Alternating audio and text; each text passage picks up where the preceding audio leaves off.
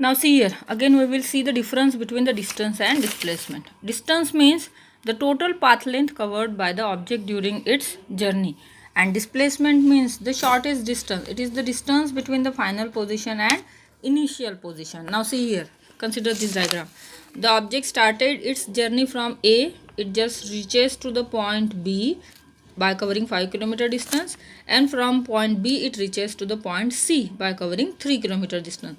So what is the total distance the object covered? What is the total path length? So distance covered by the object will be equals to AB plus BC. So it will be equals to 5 km plus 3 km, that is equals to 8 km.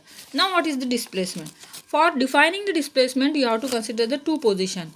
So object started its journey from A, then it reaches to B, and then it reaches to C. So what is C? C is your final position, or we can say the final point, and A is your initial point, or we can say the initial position. Initial position मतलब जहाँ से आपकी journey start हुई है, और final position मतलब जहाँ पे आपकी जर्नी खत्म हुई है. यहाँ ऑब्जेक्ट की जर्नी ए से स्टार्ट हुई, बी से बी पे गया, वो बी से सी तक वापस आया, बीच में वो कहाँ से कहाँ गया ये अपने को डिस्प्लेसमेंट के लिए कंसिडर नहीं करना है, वो आपको सिर्फ डिस्टेंस के लिए लगेगा. डिस्प्लेसमेंट में हमको सिर्फ ये दो पॉइंट चाहिए, फाइनल पोजीशन और initial position. So see, what is the displacement? It is the shortest path. So difference between the final position and initial position. So its final position is C and final initial position is A. So C minus A. So this CA will be the displacement.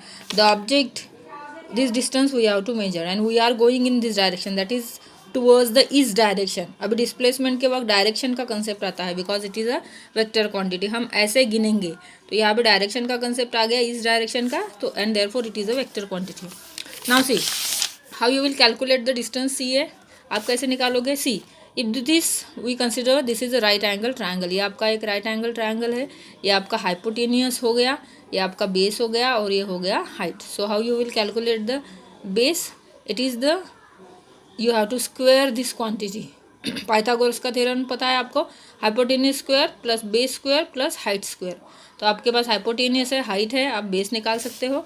तो हमने यहाँ पे base निकाल दिया. So it will be A B square minus B C square, 5 square minus 3 square. So it is equals to, calculation करने के बाद हमारा सी ए आया 4 किलोमीटर. तो देखो यहाँ पे डिस्टेंस कितना है उसका, ए से लेकर सी तक उसने कितना डिस्टेंस ट्रैवल किया, टोटल वाला 8 किलोमीटर. लेकिन ए सी से लेकर ए तक उसका डिस्प्लेसमेंट, जो शॉर्टेस्ट पाथ वाला डिस्टेंस है जिसे अपन डिस्प्लेसमेंट बोलते हैं, वो कितना हो गया? 4 किलोमीटर. समझ में आ गया? सो it is distance and displacement. Now see the next diagram. उसके बाद हम डिफरेंस देखते हैं जो आपने लिखे हैं नोट्स में. See here the O reference point, जैसे अपन इनिशियल पोजिशन कंसिडर करेंगे. This is your C located at 25 kilometer. This is your A located at 40 kilometer. So see the first distance between the object started its journey from O, then it reaches to C, and then it reaches to A.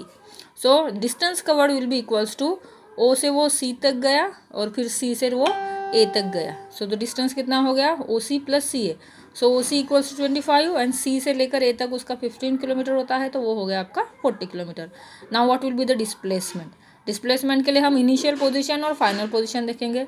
उसकी initial position ओ है और final position क्या है? ए है. सो final position minus initial position. Final position उसका 40 है और initial position यहाँ पे कितना है उसका? 0. So it is 40 minus 0, it is equals to 40. So in this case the distance and displacement both are same. ये एक ऐसा पॉइंट है जहाँ पे डिस्टेंस और डिस्प्लेसमेंट कैसे होते हैं? सेम. यहाँ पे सेम आ गया. नेक्स्ट कंसिडर करते हैं एग्जाम्पल. ओ सी ए सी, ओ से लेकर तक वो सी तक गया, सी से ए तक गया और फिर ए से फिर से वापस सी पर आ गया. तो यहाँ पे डिस्टेंस कितना हो गया? ओ सी, फिर उसके बाद सी ए, फिर उसके बाद ए सी. आया सबको समझ में?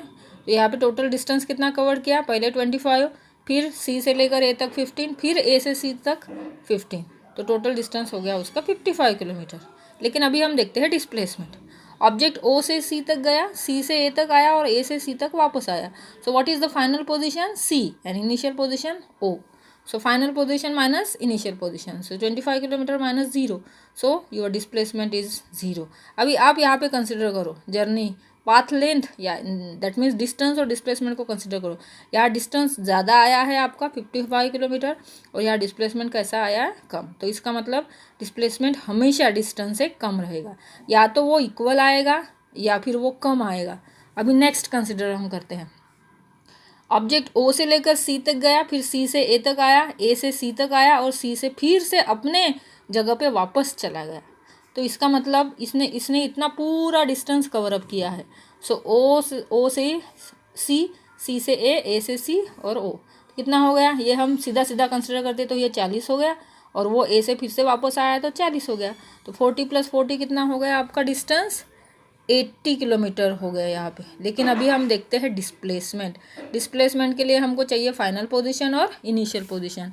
सी ईयर फाइनल पोजीशन है उसकी ओ, क्योंकि उसने ओ से स्टार्ट किया, ओ से वो यहाँ तक गया और यहाँ से फिर से वापस ओ तक वापस आ गया। तो इसका मतलब फाइनल पोजीशन ओ है और उसने शुरुआत भी यहीं से की थी। इसका मतलब उसका फाइनल पोजीशन और इनिशियल पोजीशन कैसे है, सेम।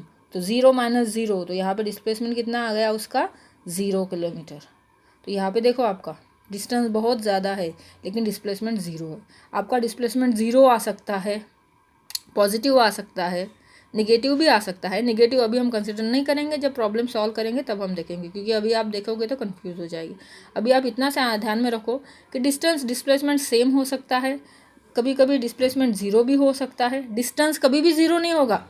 आपने अगर कहीं से कहीं गए हो तो इसका मतलब कुछ ना कुछ डिस्टेंस आपने कवर अप किया है। लेकिन अगर आप डिस्प्लेसमेंट कंसिडर करते हो तो वो 0 हो सकता है। कब 0 होगा, जब आपकी इनिशियल पोजीशन और फाइनल पोजीशन कैसे होगी, सेम होगी। छोटा सा एग्जांपल हम कंसिडर करते हैं। ये आपका हाउस है और ये आपका स्कूल है। आप मॉर्निंग में हाउस से आप स्कूल में जाते हो और स्कूल से फिर से हाउस में वापस आते हो।